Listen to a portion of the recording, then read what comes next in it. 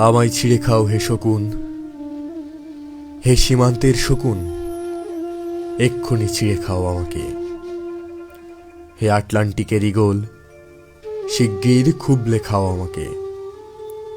হে বৈকাল হ্রদের বাজ, আছড়ে কামড়ে ছিন্ন ভিন্ন করো আমাকে। আমার রক্তরসে শুধুই অসহায়ত্ব আর অভাব।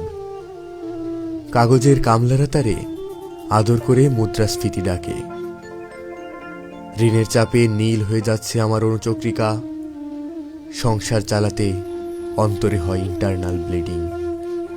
কি আশ্চর্য, তবু আমি মরছি না। ওদিকে দোজখের ভয়ে আত্মহত্যা করবারও সাহস পাই না আমি।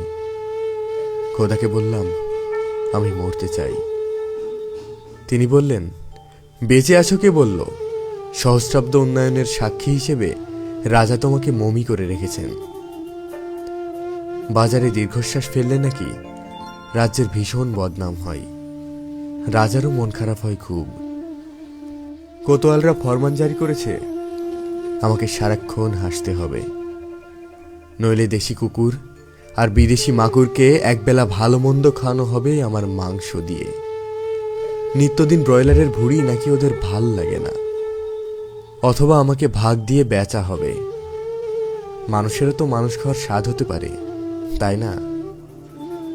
ভাগ্যিস তা বিদেশি সুপার শপে বিক্রি হবে না। দেশি মানুষেরই তো হক বেশি আমাকে খাওয়ার। এ দোজখী যখন নিয়তি, তখন আমি উদাম হয়ে ডাকছি দুনিয়ার শ্রেষ্ঠ মাংসাশী বিহকদের। হে ঈগল, চিল ও ভয়ঙ্কর বাজেরা, হে সাম্রাজ্যবাদী সাহসী শকুনিরা, তোমরা F-35 মতো, MiG-29 মতো দল বেঁধে হামলে পড়ো আমার বুকে। আমার রান থান চক্ষু কলিজা আজ সব তোমাদের গনিমতের মাল। দেশি শোর খুবলে খাওয়ার আগেই আমাকে ইচ্ছে মতো ছিঁড়ে খাও তোমরা। দোহাই, শুধু মস্তিষ্কটা খেও না আমার, তাহলে শীঘ্রই দাস হয়ে যাবে তোমরাও।